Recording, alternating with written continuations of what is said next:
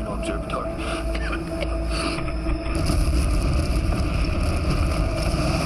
I'm not sure what day it is, and I'm not precisely sure if the eruption is over. I'm trapped here in some kind of military installation in some godforsaken part of Colorado. We've got no food, and we've got no power, and the ashfall has contaminated the water supply. The air is so thick with it that we can barely breathe.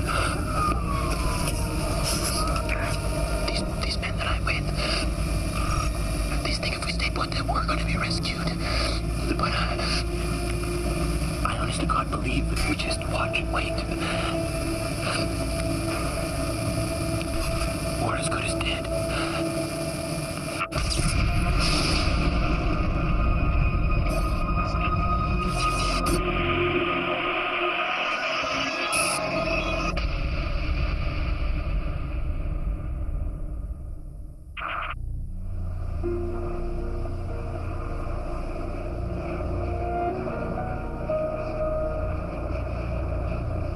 Before it all happened, many visitors to Yellowstone were blissfully unaware that it was volcanic. After all, where was the cone-shaped volcano, like Mount St. Helens or Vesuvius? They didn't realize that they were actually standing on top of it, that beneath their feet was one of the largest volcanoes in the world. The truth is, we were only just beginning to understand the workings of the park ourselves. And Virgil, the virtual geophysical imaging laboratory, well, that was going to help us.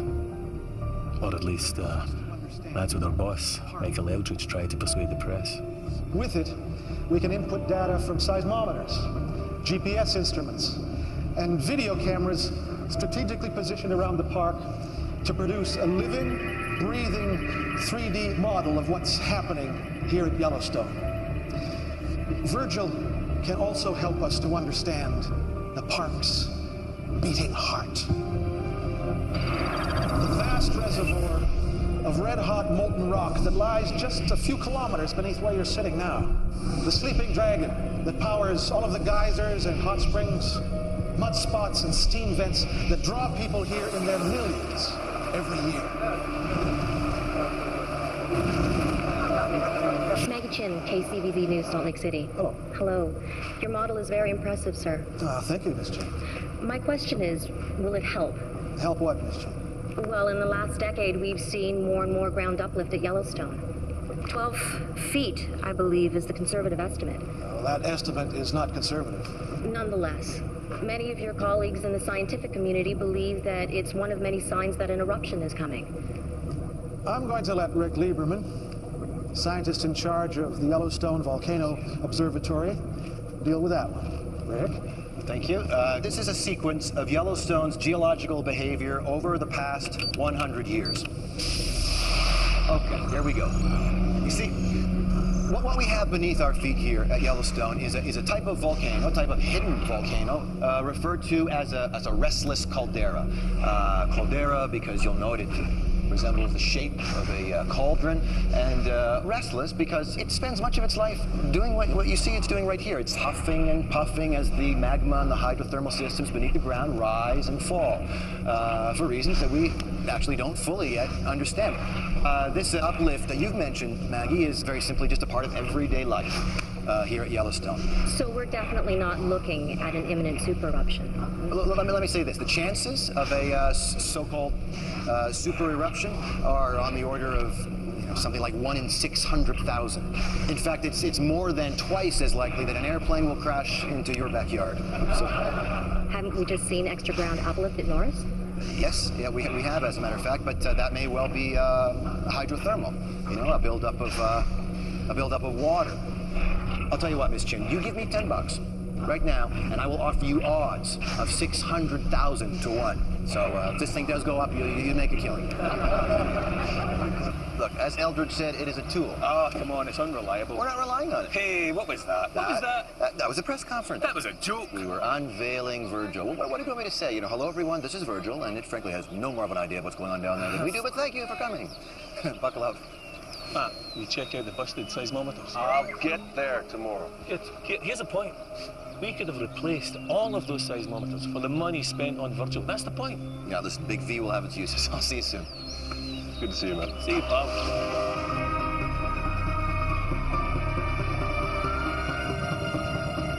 Listen, I need the coordinates of the Taiwan quake.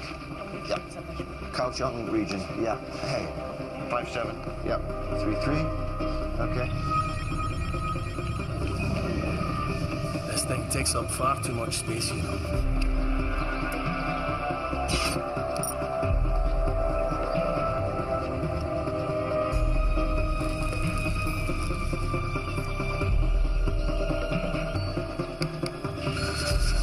Hey. Thanks, Matt. Guess what this is? You tell me. Pumice. It comes from deep inside a volcano. It's so hot the rocks all melted. But when the volcano blows up, it gets blown high into the sky. And guess what? It floats. Oh, that's my coffee. How many is that? That floats. Yeah, okay, pal. That's enough. Hey, I found out about flights. They said it's fine at 7 months. Oh, come on, Fee. Honey, we just flew to Yellowstone and back. Yeah, I know, but that way you were with me, and B, you weren't in the air for like 11 hours. Well, I don't get to see my mum this side of Christmas, do I?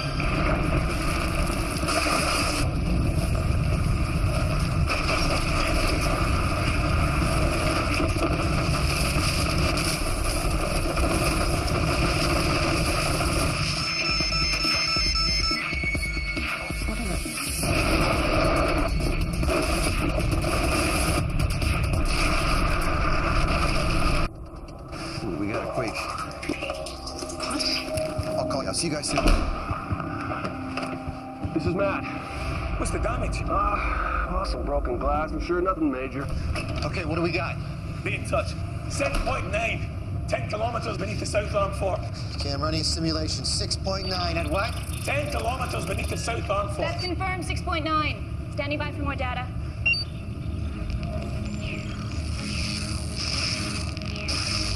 Look at the webcam images of the fishing bridge area.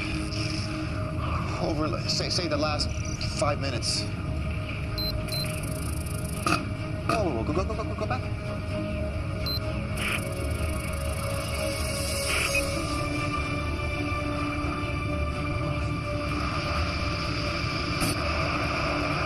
Tell Matt he needs to get to the other end of the lake. Where are you gonna be? I'm gonna be in my office.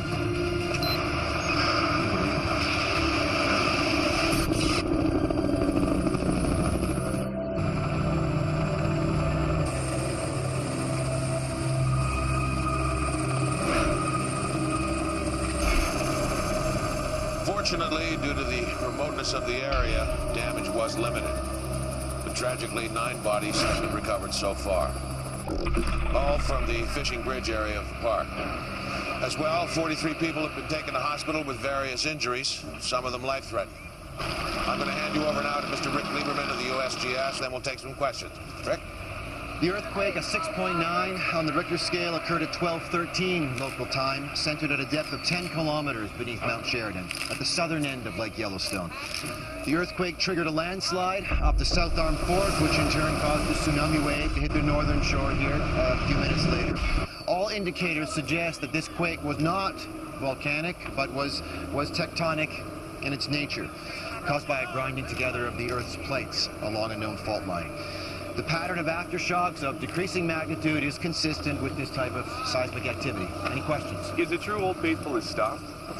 Yes, that is true. However, ground movement can both block and unblock hydrothermal features. Has there been any effect on the uplift in Norris? No, not that we've seen at all, no. Are you still sure that there isn't going to be an eruption, Mr. Lieberman? As I've said, Miss Chin, this earthquake was not caused by volcanic activity, as far as we know. We are increasing our alert status to yellow, which, as you know, does mean watch. Yeah. Does that mean you're not ruling out an eruption? Look, Miss Chin, Yellowstone has sometimes as many as 3,000 earthquakes every year. None of them followed by eruptions.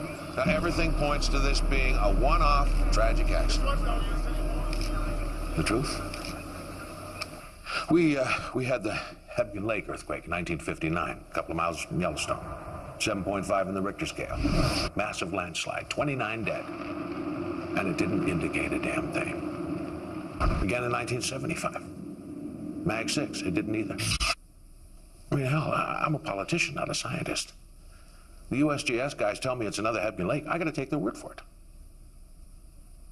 You know? You go on the available facts. Problem was that, with a place the size of Yellowstone, we didn't have all the available facts. Richard Lieberman, YVO. Hey, it's me. You better take a look at KCVZ News. I will do that, thank you. I'll call you back. I think we have good reason to be concerned. Maggie, I think that we ought to make a clear distinction between a regular volcanic eruption and a seep eruption. Mount St. Helens was the most violent eruption in American history, killed 57 people, and it erupted about 1 cubic kilometer of volcanic ash. Watching the great man, huh? Now let's say that this cube here represents the amount of volcanic material ejected by Mount St. Helens. Now, in volcanic terms, it's a tiddler. Krakatoa, Tiddler. the Indonesian volcano that erupted in 1883, was 17 times larger than Mount St. Helens, killed 36,000 people, and it's represented by this cube here. Finally, we have this. This is 2,500 times the size of Mount St. Helens. This is a supervolcano. This is currently sitting underneath the ground at Yellowstone Park. And when was the last time one of these super eruptions happened? About 74,000 years ago, in a place called Toba, on the other side of the world, Sumatra. Now, the volcanic eruption there was so vast, it created a volcanic winter, plunged the world into darkness, and all but wiped out the human race. Missed one, though, didn't it? And Yellowstone has produced eruptions on this sort of scale before? Oh, yes. 3 times in the last 2 million years. And you think that the activity that we're seeing there right now may indicate that it's about to happen for a 4th time? Oh, God. Yes, I do believe that these events are cyclical. 3 caldera-forming eruptions in the last 2.1 million years means, on average, 1 eruption every 600,000 years. And we haven't had an eruption like that at Yellowstone for 640,000 years now. In other words, we're overdue. No. Yes, I believe that. Oh, jeez. I believe that the warning signs are there, if you care to read them. Thank you, Dr. Wiley. You're welcome. Thank you, Dr. Wiley. God. I know he's your brother-in-law, Rick, but the guy's a total numpty. That's not a good thing, right? No, that's not good, no. Is there or is there not a magma chamber underneath Yellowstone National Park? Yes, Ken. Yes. And is this magma chamber of sufficient size that if there was an eruption there, it could potentially be rated as a super eruption? Exactly. Well, I'm not saying that there will. I'm saying that there's a chance. No, what you said on television was overdue. You know that's what you said. Overdue, you said. Caught up in the moment, I expect. Well, you and a few million other people, I guess. Hey, let's not do No, sis, I have a legitimate scientific viewpoint. He thinks he's the... Have you ever actually been to Yellowstone? It's not necessary. Your excellent website provides all the data. I just interpret. Oh, you misinterpret. That's what you do. Can we not do this now, please? All I'm saying is you do not go on television and create a mass panic over one potential scenario just in order to sell a book. Oh, come on. You don't go on television and tell everybody that everything's going to be just fine when you know damn well it might not be. Kenneth? No, but just... No! Both of you. I said not now. I'm sick of this. Do you have nothing else? You haven't seen your nephew in over a year. Sorry. Hello, Will. How's school? Seamless. Sorry. When I first met Rick, he was a geology student, part of a team studying Yellowstone Lake. They discovered this enormous 2,000-foot-long bulge beneath the lake. And got very excited about it, and the press got hold of the story and convinced a lot of people that Yellowstone was going to blow. It created this huge panic, and then nothing happened. Made Rick very cautious about what he said in public. And when he got the job as scientist in charge, he paid even more attention to what he said. So, it's a boy, right? Little boy dragon. Huh. And with a new feature. Show me. Some sort of anomaly above the magma chamber just below Firehole Creek Basin. Yeah. Could be water or gas. An intrusion of magma through a fault line opened up by the quake, right? Yeah, impossible to tell till we get a clear image. Oh, thanks. We're still processing all the data from the KO sunquake. Oh, God, that was days ago. Yeah, I know. Listen, Matt's found a section of dead pine to the northeast of Sour... You got a visitor. Hang on. Northeast of Sour Creek Dome, along a ring fracture of the caldera rim. CO2 or heat? CO2, suffocating the roots. The magma's only 2 to 3 kilometers deep at that point. Yeah, or less if it's rising.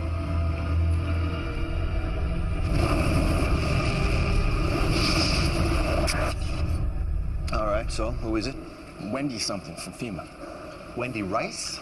The undersecretary in charge of the Federal Emergency Management Agency is here. You told her to wait in my office? You're fired, Dave. You can't fire me. Yeah, you're lucky that's true. I'm sorry. Ms. Rice. Hey, you've caught me off guard. Sorry. I'm Richard Lieberman. Yes, Rick, I recognize you from the television. Oh. Just call me Wendy. Thanks. Well, sorry about the mess, Wendy. No problem. It's been a busy couple of days. Please sit down. Yeah, I'm just going to cut to the chase, Rick. I want to know if we should be worried about this.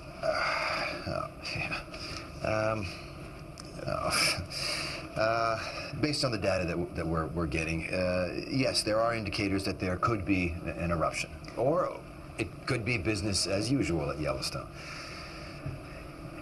And now, if there is an eruption, then there is a good possibility that it's going to be a moderate one. This isn't enough, Rick. If there's even the slightest chance of this happening, I want to know what that means. I want to know what we can do about it. How much do you know about super eruptions? But super in front of eruption, I don't imagine it means better. Can I show you something? Please. Okay. See the magma chamber that sits underneath Yellowstone? Well, here. We think it's roughly the same dimensions as the caldera rim itself. We think it's around 40 kilometers wide by 80 kilometers long and around 8 kilometers deep. You think? Yeah, it's a very difficult thing to get a clear picture of. In fact, the only way to even attempt to see a magma chamber is, ironically enough, by relying on earthquakes. Have a seat, please. Thank you. It's called seismic tomography. What we do is we plant an array of seismographs throughout the park, and then when an earthquake occurs, the seismic shock waves from these events travel through the earth. Now, these waves move slightly slower through the molten rock than through the solid rock.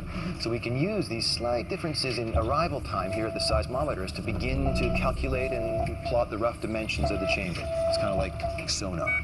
And that tells you how much magma is down there. Well, what we're trying to determine essentially is the nature of this magma. Is it eruptible magma? Is it too viscous? Is it too sticky to go anywhere? Or is it molten enough? Is it liquid enough that it can escape? You know, we also want to know how it's situated in the chamber. Is it kind of spread out in individual pods or pockets throughout the chamber? Or, and this is what we don't want, is it accumulated in one place, sufficient enough that it could trigger a super eruption? Okay, let's talk worst case scenario.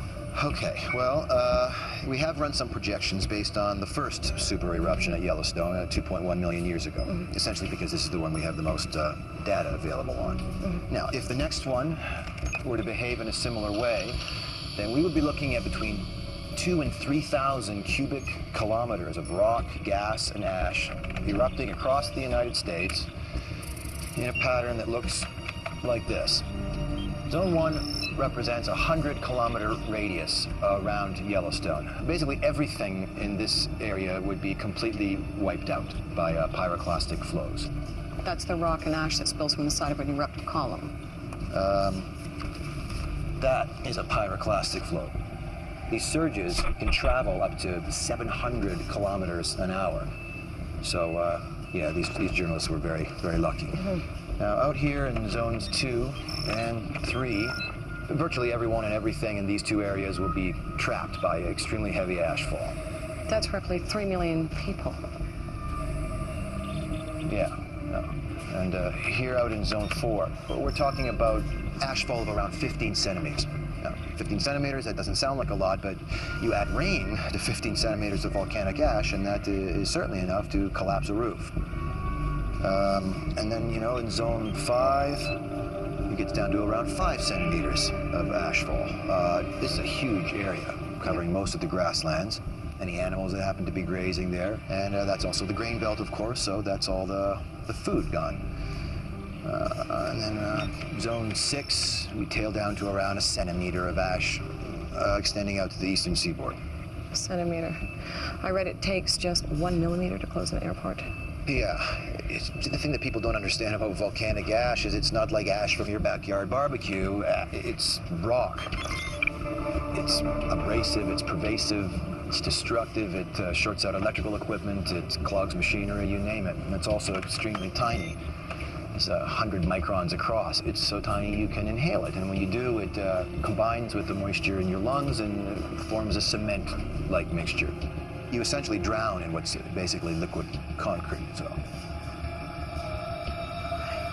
Anyway, that is the worst case scenario. So you tell me, I mean, if an event like this were to happen, what is FEMA going to do? Is it going to happen? Is it going to happen? Yeah, it is going to happen. Is it going to happen in our lifetime? I don't know. And that is the most honest answer that anybody can give you, Wendy. I don't know.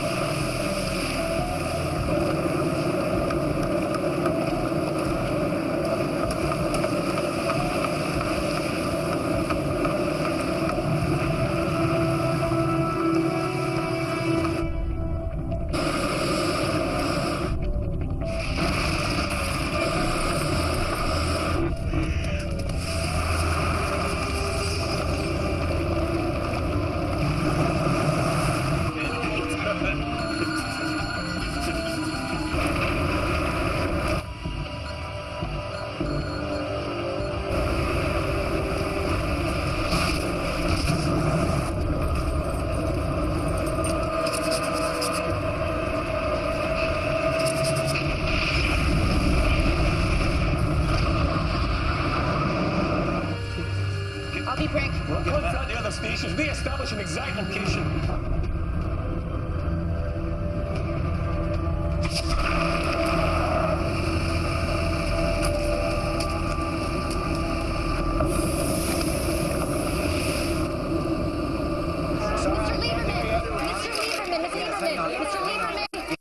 Denying the possibility of a super eruption. Norris, as I've said to you before, Miss Chin, Norris was a hydrothermal event, and by no means a surefire indicator of volcanic activity. And certainly not on the scale that you are referring to. Nevertheless, we have issued a code red warning because we don't take these things lightly. Yes. Daddy. Yeah. He's getting famous. But you can't rule out a super eruption, can you? What's what?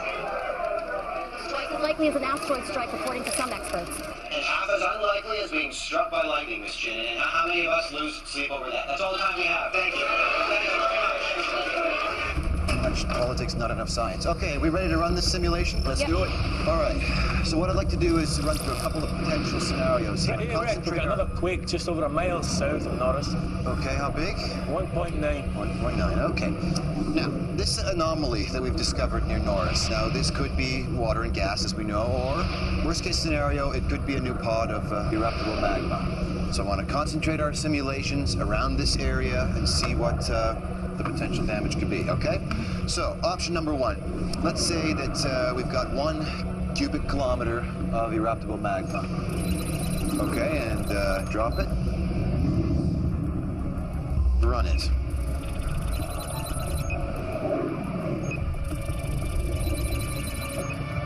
No eruption. Based on option 1, seems not. All right, then let's keep all the other parameters the same, but increase it by 5, so we'll make it 5 cubic kilometers.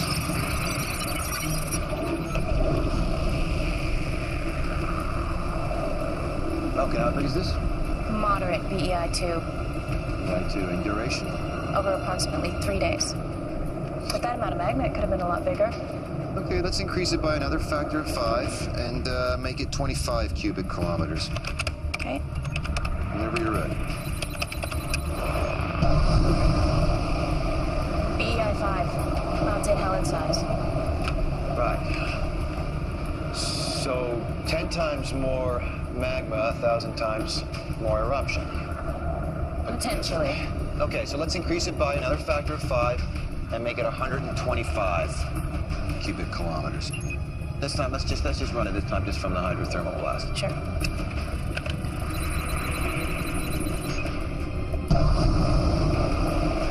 BEI 5 again. Okay. BEI 5 again.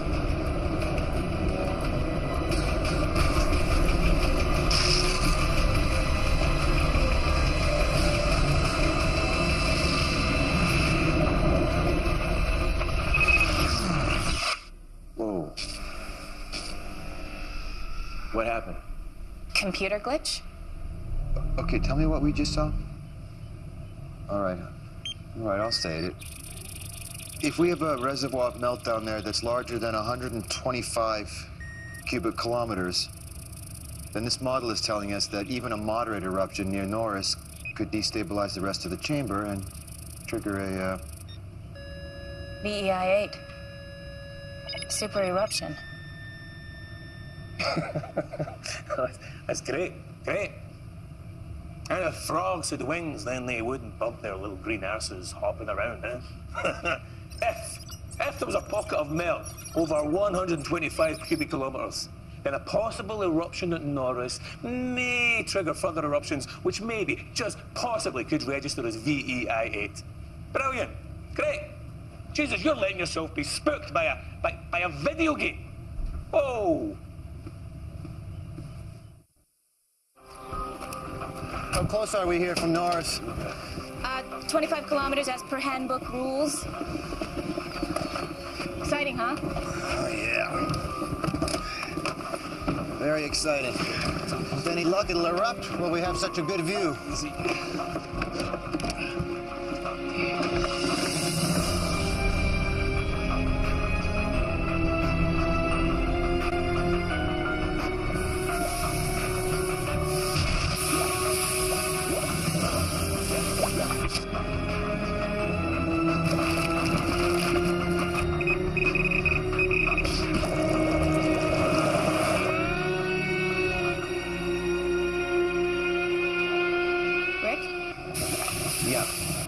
Nancy, you better get up here right away. Okay, so where's this uplift concentrated? Here, Firehole River Basin. It's miles from Norris. Hang on, the question is this rising magma or is this groundwater? I could make a plausible case for either. Yeah, I know you could. Another 2.2 to the northeast of Norris. That's the third today. So, we got another swarm coming? I need the SRI data for the entire park. Could we get more instrumentation down at Firehole River Basin? If we steal them from elsewhere. Well, steal them. To a geologist like me, there is only one surefire sign of an impending eruption, and that's harmonic tremor. That's a seismographic reading which indicates that magma is on the move. Even then, though, even when you see one of those, you can't tell how big an eruption you're looking at, but you know that it's coming. Well, on the 26th of June, for the first time, we saw just that. We saw harmonic tremor. And where is it? Norris.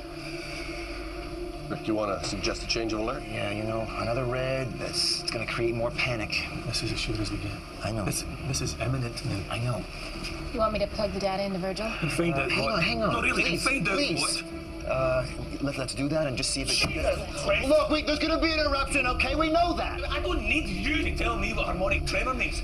So now you need to advise an upgrade to the alert status, and you need to let people know. Okay, so if I upgrade to a red, everyone's gonna think that we've got a super eruption on our hands. I am not gonna be held responsible for some kind of mass panic. Oh, wait a minute, it is our responsibility. No, shut up, Dave. It's our job, it's our duty to let people know, to tell them what we know. So get your ass off the fence. Well, and you tell me, going on TV and telling Joe Sixpack that the end of the world is nigh. You tell me how that's gonna help this situation. What do you think our purpose is here? Hey, listen, I will brief FEMA and I will brief the state, but just before they evacuate the whole of America, they're gonna want to know how big the thing's gonna be. Well, at least the ship's got a bloody captain.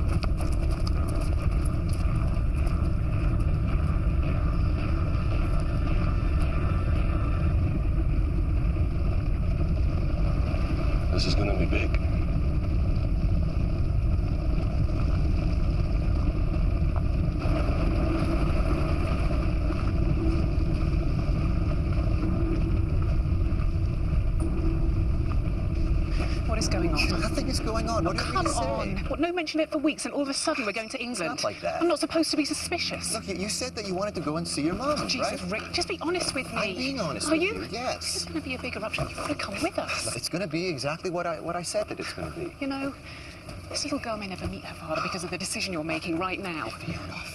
Come on, we all believe that this is going to be a moderate eruption. And yeah, things are going to go, well, you know, a little crazy in this country for a while because everyone's nervous right now. Oh, Rick. That's why I'd just be happier if you both were in London when all that's going on.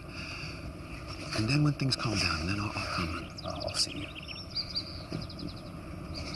Can I go on the plane now? Yes, you're going to go on the plane now. You take care of your mom, okay? Okay. Call me when you get there. I will. Get on the you. plane. See ya.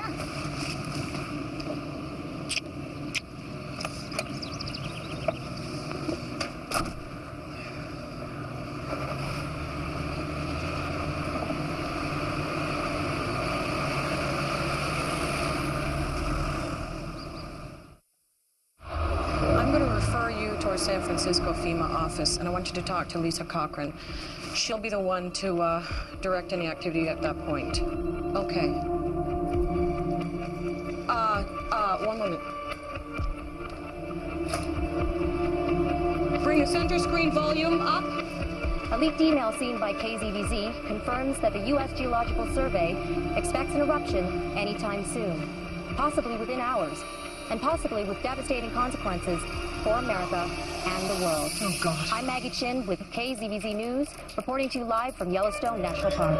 The radius of 100 miles around the park is being evacuated amid scenes of chaos and confusion. Highway 20, the main route linking West Yellowstone to Idaho Falls, is at a complete standstill. Meanwhile, towns and cities hundreds of miles from Yellowstone are under siege as panicked buyers stock up on provisions like canned foods and water. Many stores have been forced to close early, prompting fears that violence will soon erupt. We have to shoot and we will. We'll defend our property and our life. You do realize it's the worst possible way to come out, guaranteed to maximize panic. The story's been picked up by all major networks. Not just in this country. All I know, Wendy, is it didn't come from my end. Nor from Governor Marshall's office, nor from anyone here in Washington. Still, we have to deal with it. Sir, this is Rick Lieberman. Hey. Rick, Joe Foster, Secretary for Homeland Security. Michael, you know, of course. Hey. Governor Marshall should be joining us at any moment. Expect to see you here. Hello, everybody. Billy, glad you could join us. Half my state's about to be vaporized. I thought I should attend. Rick, please have a seat. I'll get straight to the point. This leak hasn't just caused chaos here, but around the world. Well, it certainly didn't come from USGS. Nor FEMA. Yeah, all right, people, the buck is well past. Wherever it came from, the media have got hold of it, and now we have got to address it. So, Rick, what I'm going to ask you is very simple. I need you to make a statement ruling out the possibility of a super eruption. Well, ruling it out. Nothing bigger than Mount St. Helens. People would accept that, and it's what the evidence suggests. I can't. I beg your pardon? Well, I'm sorry, I can't say that. Why the hell not? Because our computer model now suggests that even a small eruption could destabilize the magma chamber and trigger a super eruption. Rick, I understand that, but you're talking remote possibility. No, I'm talking about... What I am talking about are hard facts. Fact one, there are food riots. People are fighting each other to leave the country. Fact two, the dollar is on its knees. Wall Street has crashed. Your country is going down the toilet, and you're telling me you're not prepared to make a statement to help stop that? Please, with all due respect, sir... Governor Marshall? Rick, every highway, every interstate in Montana, Wyoming, Utah, Nebraska, the Dakotas, Iowa, and Nevada is turning into a damn parking lot. Everybody's trying to get the hell away from Yellowstone. Nothing's even happened yet. Yet. But the point is, Rick, even if the worst does happen, we're clogging up the roads, screwing up the airlines, it's not going to do any of us any good. I appreciate that, Wendy, I do, but until I have something definitive, please don't make me make statements that are contrary to... You know as well as I do that harmonic tremor can stop as well as start. Mike, it's your responsibility. My responsibility is to tell the public and the landholders what is happening at Yellowstone. You know that. You used to know that. Actually, Rick, as a federal employee, your responsibility is what's best for the country. Now, you have evidence of an eruption, but, and I've heard you say this yourself again and again, chances of a super eruption are virtually zero. No, you are right, but Then I really don't see what the problem is here.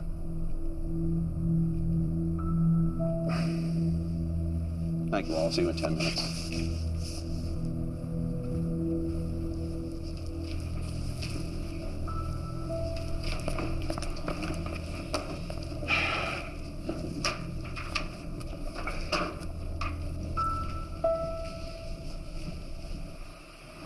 Well, tremor's strong and constant.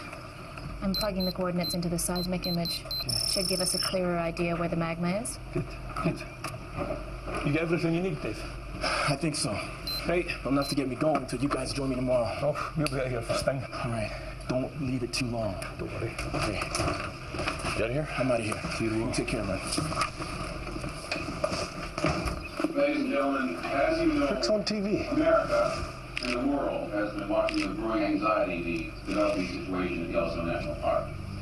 After a full briefing from the U.S. Geological Survey and in particular the scientist in charge at Yellowstone, the Volcano Observatory, Rick Lieberman, I can assure you all that after weeks of intensive monitoring at Yellowstone, they have gathered no evidence to suggest a so-called super eruption is imminent. Instead, the USGS believes that a small to moderate eruption, an event comparable in size to the eruption at Mount St. Helens in 1980, may be due. At this moment, we are taking the appropriate precautions in line with the scale of eruption. The evacuation of the Yellowstone vicinity is currently underway.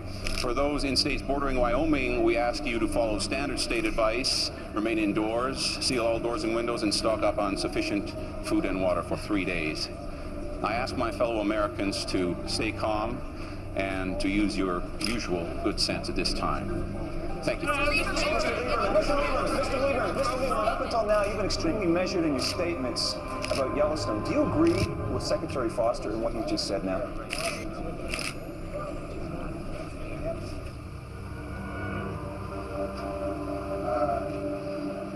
Yes, I do. Thank you. What?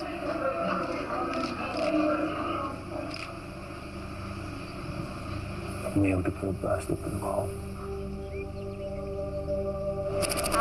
Flight HA356 to San Francisco. Hi. Towards the rear of the plane, left-hand side. Boarding pass, please. To the left-hand side, sir, towards the rear of the plane. Okay, thank you. Hi. I'm sitting up here. Hello there. No, I'm back there. Important business in Washington, and USGS has you sitting in the back of the plane. I recommend a sweet publishing deal. A TV star like you. Yeah. Oh, yeah. I take it you had a gun to your head this afternoon? Yeah. You could say that. Fiona and William? Oh, they're on a plane to London. Oh, see ya.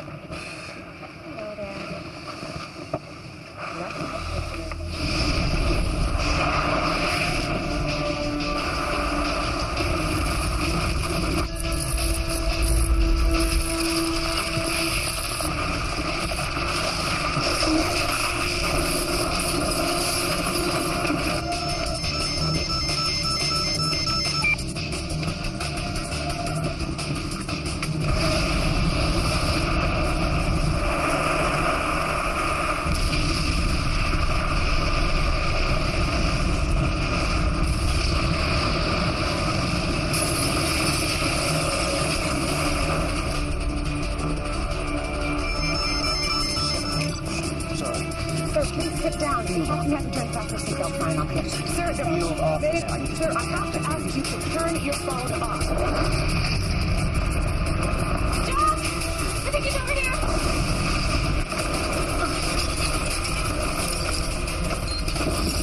Don't touch my arm!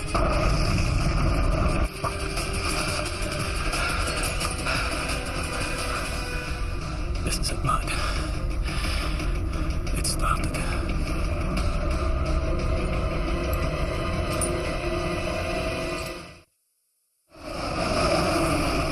Turn your phone off.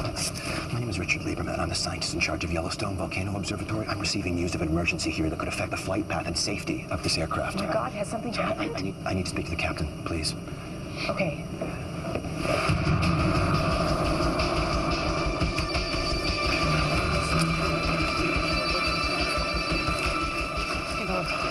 Nice dress. I'm sorry to haul you away. Not a problem. Who have I got from USGS? No one. What? I can't get through to the field office at the moment.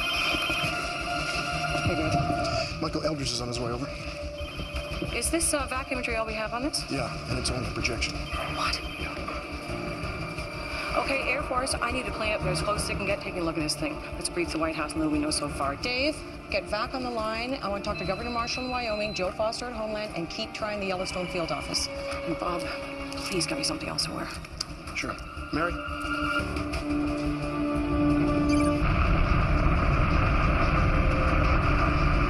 You're up the top. You need to take a look. You need to see what's going on. Make contact with Dave. Let him know what's happening. Go. Okay. There are two kinds of volcanic eruptions, red and gray. In a red eruption, the magma, it's actually called lava when it's erupted, flows freely from the ground. You've seen it on TV, this slow-moving flow of molten material. It's damn destructive in its own way, but slow, very slow. You can literally outpace a lava flow without breaking a sweat. Not so with a gray eruption. What you have there, you've got magma trapped by overlaying rock, okay?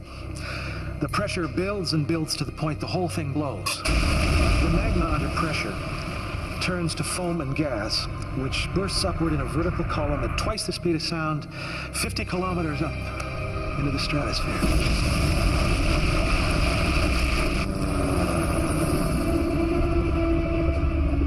Dave, come in, Dave. This is Matt. Damn it. Dave, this is Matt. Hey, Matt, it's me. I'm heading out to Bozeman. Where are you? Just to the northeast of Norris. What are you seeing? Oh, it's a single vent. Moderate size at the moment. How far from Bozeman are you? About an hour. Okay, listen. Rick is on his way back from Washington. We got shaken up pretty good back at the field office. It's completely down. What can you do for us? I'll be up and running in 30 minutes.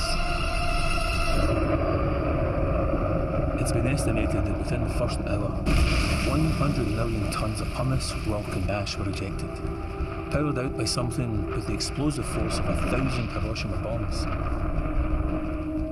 Then the wind carried the top of the column eastwards. Within an hour or so, pumice and ash began to fall in towns hundreds of miles away from Yellowstone. Cody, Billings, Idaho Falls, Bozeman, where Dave was. Can you give me a hand? I've just got a few things in the back of the truck to unload. Thanks a lot. Rick, it's Dave. Dave, listen. How's this seismic activity? This is a triggered an eruption. Yeah, Matt said it's a single vent. Okay. Dave, I need to determine the size of this vent. I need to do that as soon as possible, all right? All the equipment's down, and Matt can't get a clear view from the chopper. Just put that down anywhere. I'm booting up a link to him. Please, tell me you have a high-speed data port. Oh, yeah, it's right over there. Oh, thank God. Thank you. Sorry, Rick. Yeah. I'll have a satellite uplink in a few minutes. Should be able to see the ash cloud, and I'll patch in the back. Okay, listen, Dave, I need you to talk to Michael Eldridge in Washington, okay? Get a hold of him, just, inform him about what's happening, and tell him that we need him to declare red level 3 emergency, all right? You got that? Red level 3. I got it. All right, and if this vent gets any bigger, anything else opens up, then I need to know about that, Dave. Will do, boss.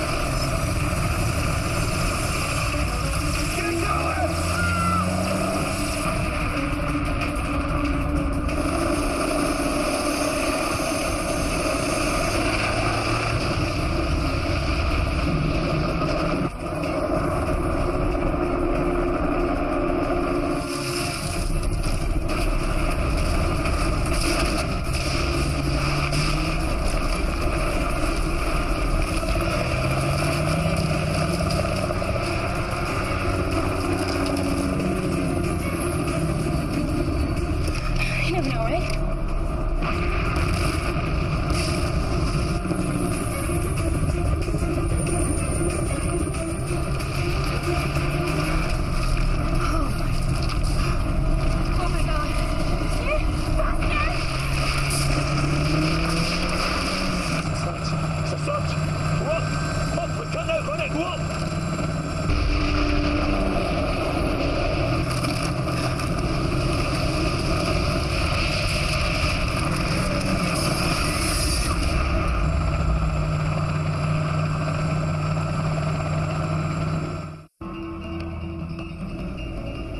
Just getting reports, unconfirmed so far, of a major volcanic explosion in Wyoming in the United States.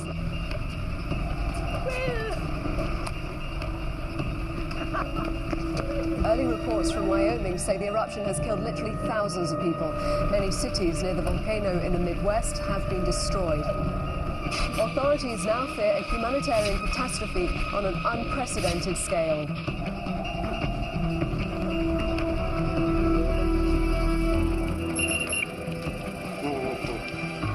The outhouse reporting a citywide blackout.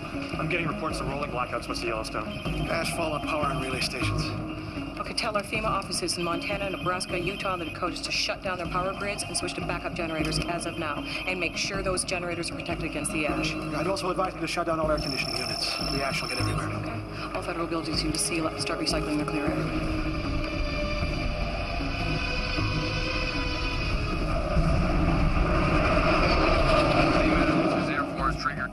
Go ahead, Trigger 2. I'm now monitoring the eruption element, level 500. Indications are below about 290. The wind is westerly, but above that it veers around to 7 or northwest. Over. Hank. You got those coordinates? 290, the wind is westerly. Oh, man. It's directly across major commercial air routes. Hank, I want all airspace across the central USA cleared and put east and west coast on standby. Michael, where is your guy? I need him here. Rick Lieberman? Yes. He's in there somewhere. He was flying back tonight. Okay. Anyone need some blanket? There you go.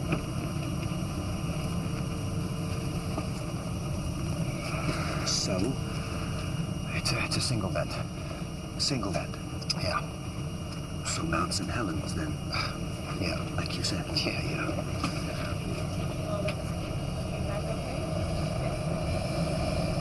What's that?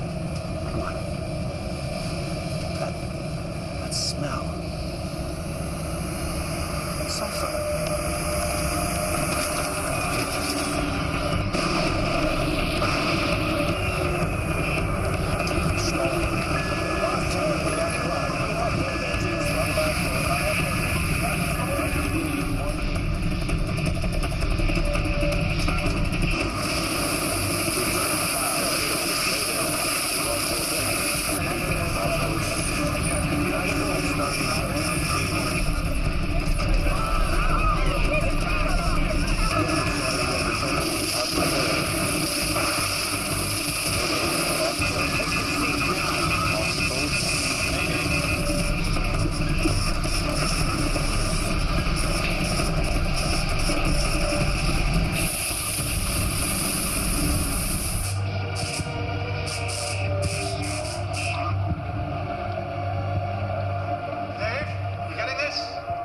Yeah, I got it.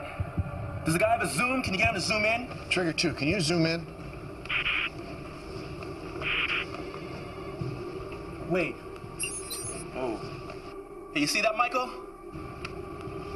Another one. Yeah, that's vent number 2 opened up now. While it was just a single eruptive column, there was still a chance that things would be okay. But the second eruption... Clearly, there was so much magma and pressure in the chamber that it couldn't vent through a single column. Instead, the whole caldera began to unzip in a series of smaller eruptions. Once that started, we had no idea how long it would go on for. Days, weeks, months. We just didn't know.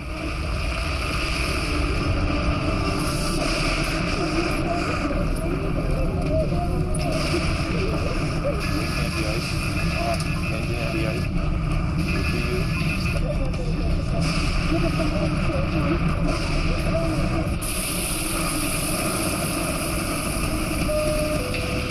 and gentlemen, this is Captain Frank. We'll very shortly be making a precautionary landing in Cheyenne.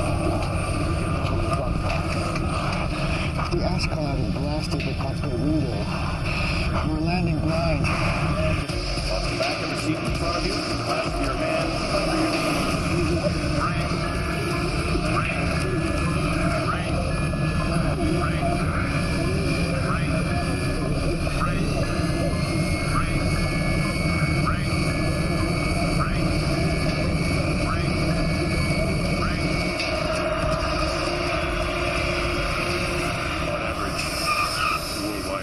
Planes each year unexpectedly fly into ash clouds, and on that night 35 did, and that was just over the U.S.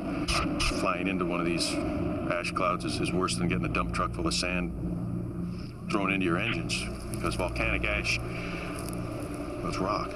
The ash melts over fuel nozzles, turbine, various engine parts. The really amazing thing is how often the engines survive and restart once you get back into clean air. So we were among the lucky ones. We got down in one piece. And by the time we did get down, no one else was taking off anywhere.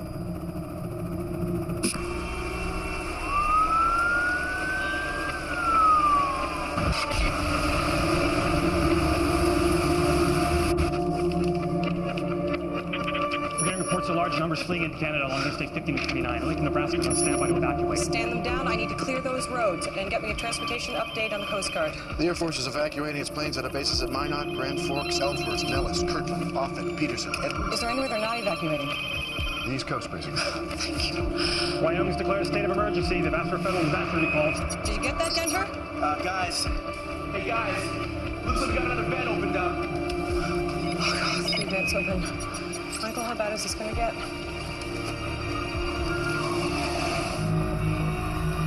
Find military installations. Okay. Okay. There's a military installation about 4 clicks this way. They might have a comm links to FEMA. We're not gonna walk. We can't stay here, Ken. Up the trunk. No, Rick, for God's sake, Rick, it's volcanic ash. We can't go out in it. When Vesuvius erupted, the people of Pompeii stayed in their houses. How do we know that, Ken? It was reserved in volcanic ash. Right. We'd already seen from previous eruptions, Mount St. Helens, Montserrat, Pinatubo, we'd already seen that the terrible damage that even small amounts of volcanic ash can do. If it gets in your eyes, it can blind you. When it's breathed in, it will mix with the moisture in your lungs to form a suffocating cement. It's also unbelievably dense. Just 20 centimetres can collapse a roof, half that amount if the ash gets wet. Only people living within a 100-kilometre radius of Yellowstone had been evacuated. Everyone else, caught under the ash cloud, was in serious danger. Dave, are you getting this? Yeah, I'm seeing it. 2 more beds makes 5. I'd say the caldera is definitely opening up. What do you think, Michael? I concur with that.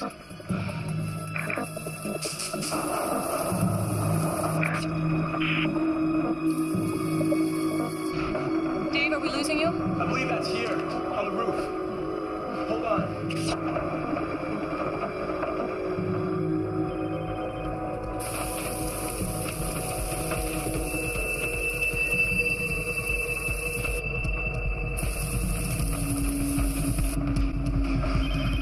It's coming down hard. Dave, you gotta get out of there now. What? And go where? Well, you got a secret highway no one knows about? What about the people in the motel? Some are gone, but most are staying inside, hoping to ride it out.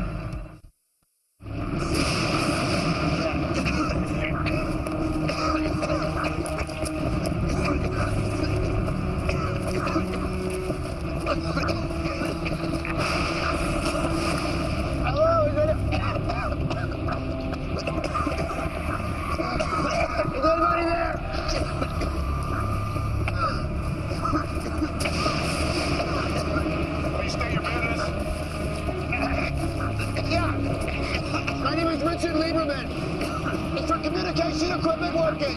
sir, it is.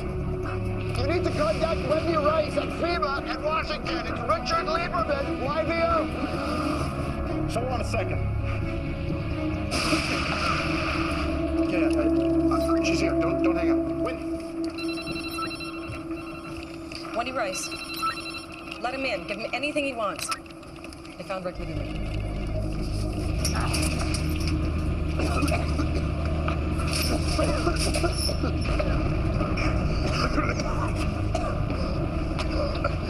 I'm Sergeant Jeffrey Johnson. Hope you guys understand the precautions.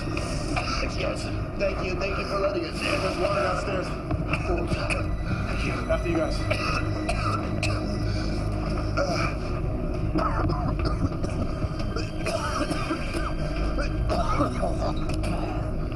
Follow me. What is this place? It's an old Cold War bunker, sometimes used as a relay station for NORAD. Are you based here? No, sir, I just service the equipment. I tour all these sites, spent 2-3 days in each one. You've got food and water? For 5 days, for one man.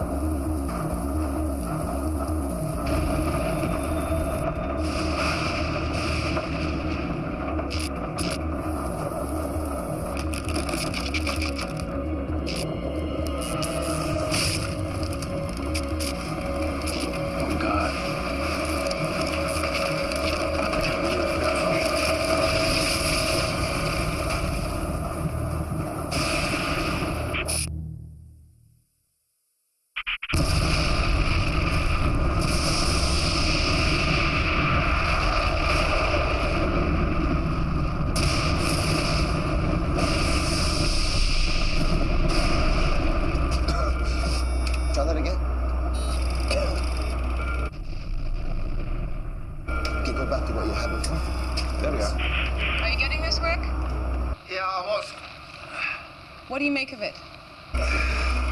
Show me the satellite image. Mapping, bring up satellite. Okay, go closer. That's amazing. Okay, can you give me the thermal image?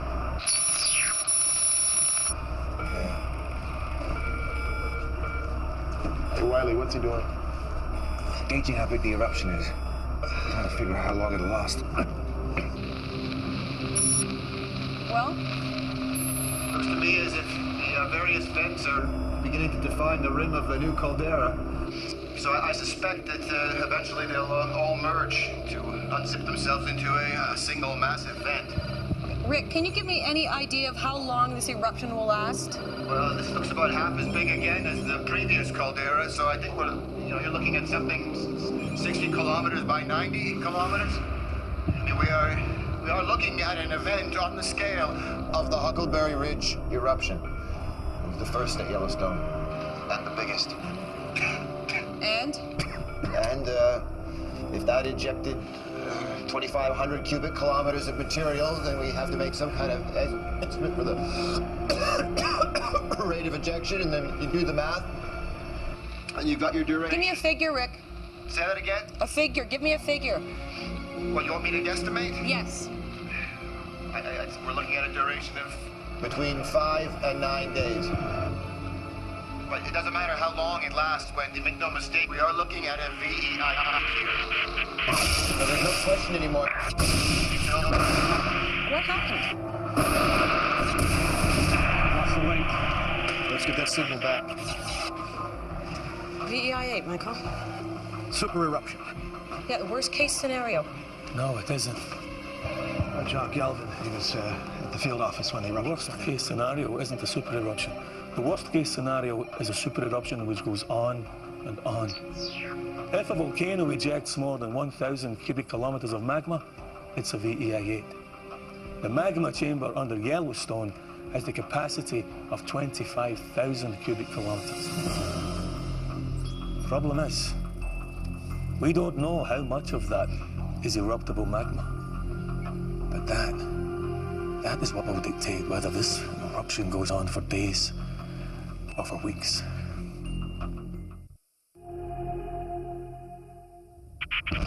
By day 3, the volcano showed no signs of slowing.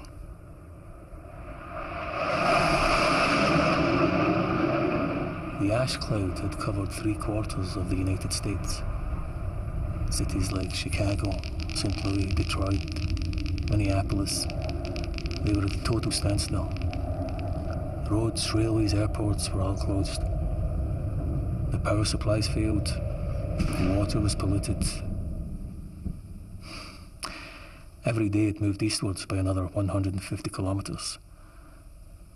And all we could do was sit and watch. L'erupzione possa essere contenuta o se ci troviamo di fronte ad uno dei peggiori disastri. We have no clear idea how long it might last or what devastation it might wreak. تشير آخر الأنباء إلى أن الحمم والصخور التي قذفها الانفجار الفولكاني. Listen to the advice of your local emergency services. Follow it. May God be with you all. Hundreds of thousands of US citizens are homeless as they fled from the ash cloud that now covers 3/4 of the country. Thousands of others have been trapped in their homes, and the Federal Emergency Management Agency admits it could be weeks before they can get aid to them. Good morning, sir. Morning. Morning, all.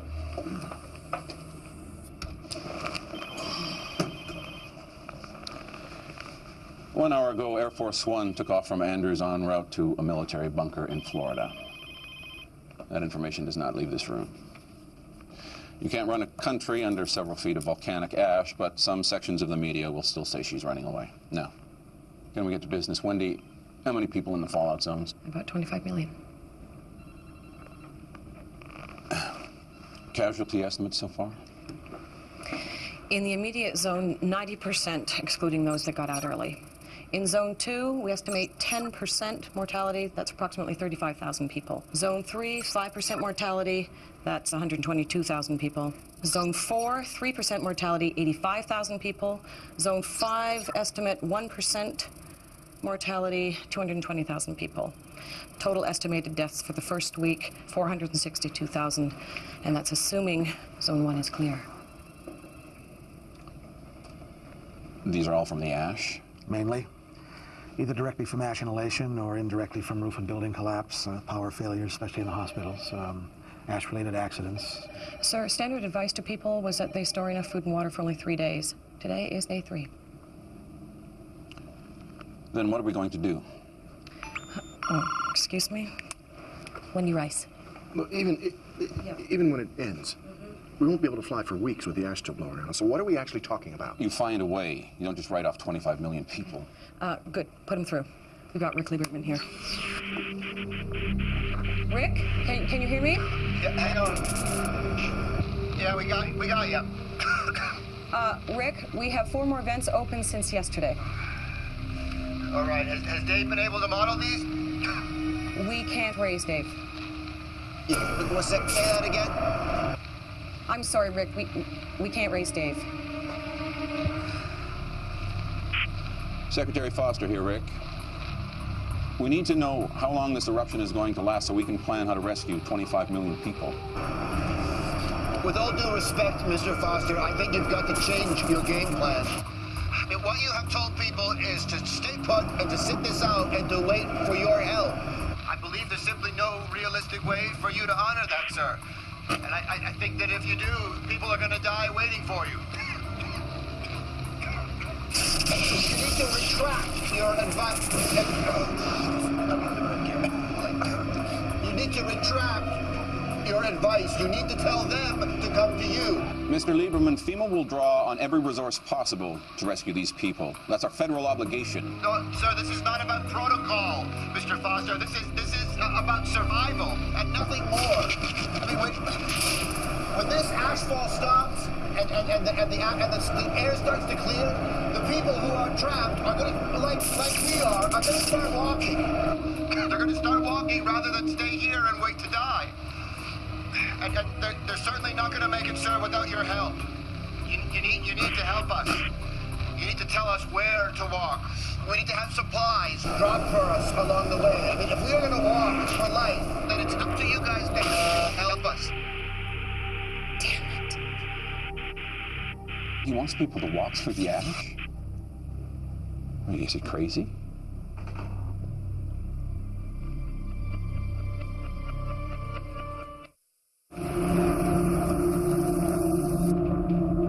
I just keep have done something different?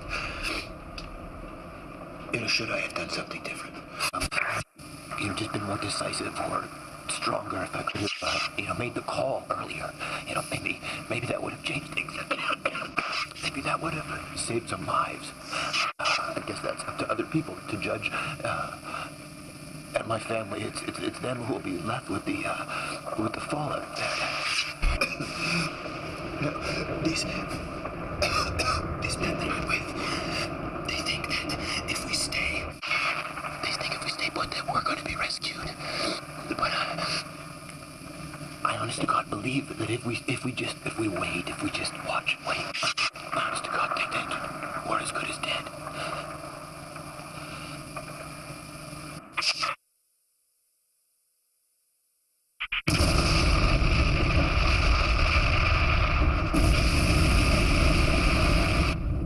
By day 5, over 2,000 cubic kilometres of ash and pumice had been dumped across the United States. 2,500 times more than the fallout from Mount St. Helens.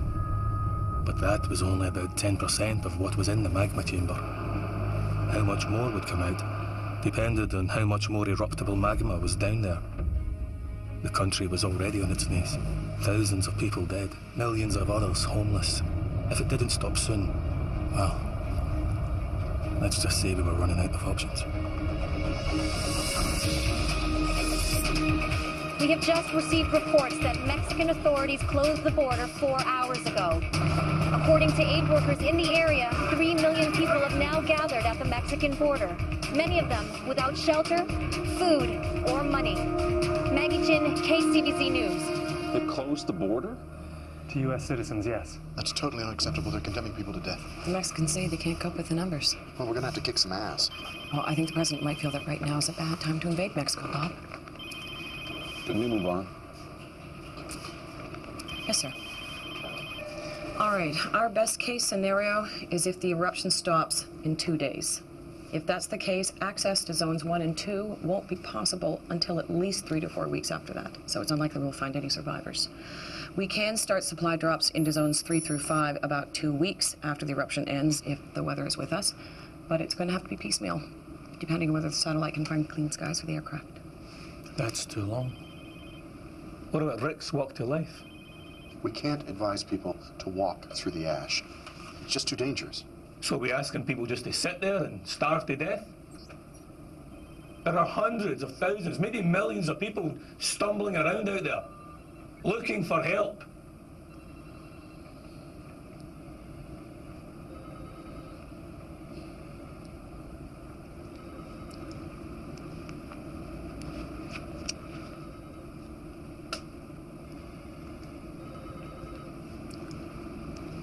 Sir? All right. We'll go with walk to life. I need to hear a plan out of this room as to how to do that fast.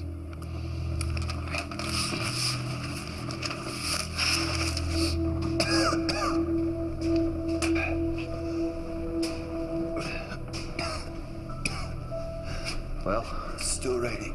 Ash? Save the battery. You're gonna need it outside.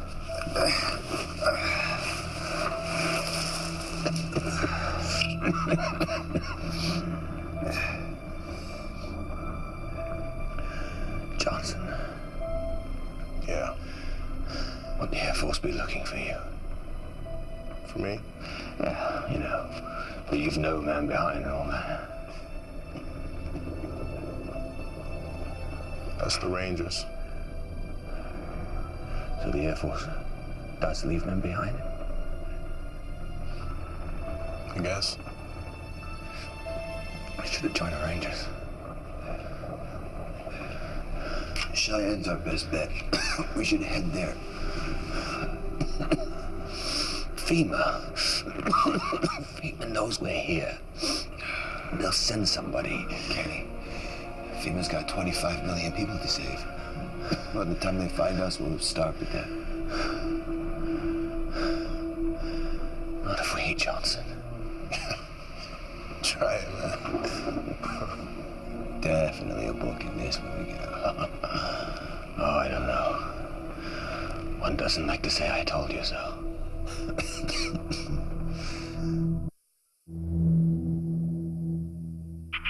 We assumed that when all the vents merged together to form a new caldera, then the pressure would drop and the eruption would stop. That was our thinking. Then, on day 7, our seismographs began to pick up massive quakes, and we realized that the ground within the new caldera rim was beginning to collapse into the empty space left by the ejected magma.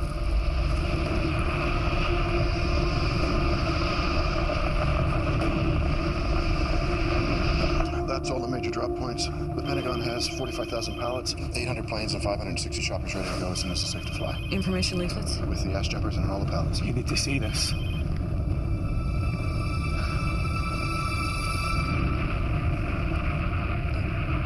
Does this mean... This means that the pressure holding the eruption column in the air is beginning to drop. It's a good thing. It's a good thing. And now to the news that America has been waiting for. The end of the super volcanic eruption at Yellowstone National Park. At 9:17 a.m. local time, the eruption column began to collapse. Ocurrida en el Parque Nacional de Yellowstone, Wyoming, Estados Unidos, parece haber llegado a su fin. 这是整个火山爆发当中具有关键性的转折点。 Huge pyroclastic surges, which radiated out over 100 miles from the base of the column, overwhelming the U.S. Air Force drone that's been monitoring the eruption. Across America, the overwhelming task of trying to bring aid to the estimated 29 million people trapped by the ashfall begins. Authorities now admit it'll take weeks, if not months, to reach those trapped closest to the volcano. We're going to head back toward the interstate and then turn north. Any abandoned vehicles we come across along the way, I think we should stop and check them for water in the washer bottle, fluid, anything we can use. Okay. How far? Outskirts of Cheyenne are approximately 25 kilometers. You know, I've got to say, Richard, this has been a crappy boat tour so far.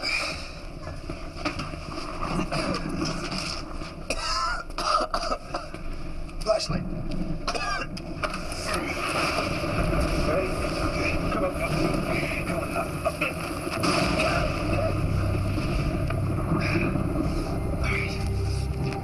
All right. You okay?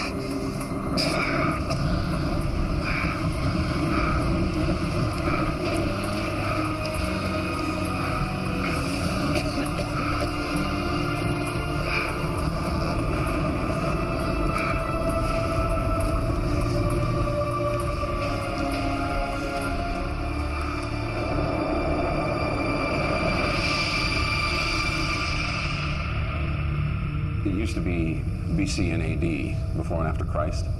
Well, now it's BY and AY, before and after Yellowstone. Before and after the world changed out of all recognition. Suddenly, utterly, irrevocably. The global effects were not fully felt until a month or so after the eruption had stopped.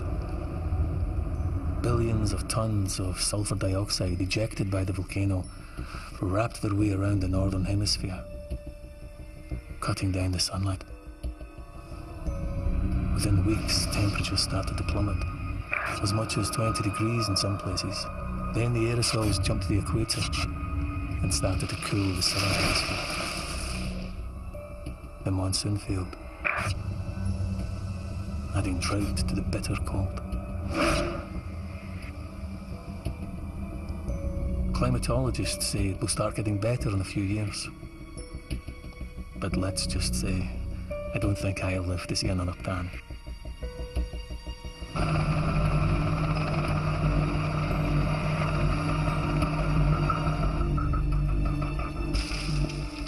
clear up the scale of what we still have to do all this time on. 80% of the USA covered by ash. 20% rendered unusable or uninhabitable. Cities and towns permanently abandoned. Billings, Cheyenne, Denver, Salt Lake City. I don't know how we kept going, to be honest. I mean, just the animals. The livestock. Millions dead. Rotted where they fell. And the people.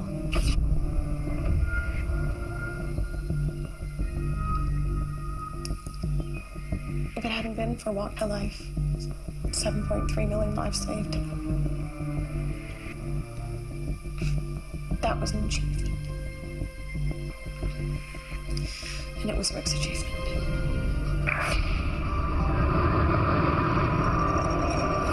Not knowing was the hardest part.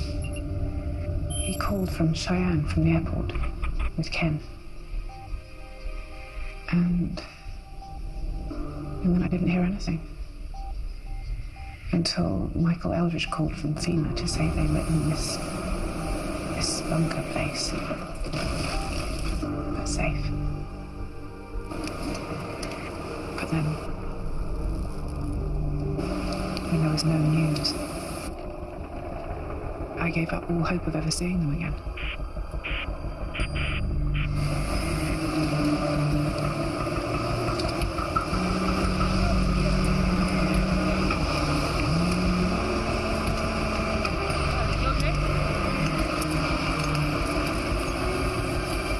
Sir, I believe this is yours.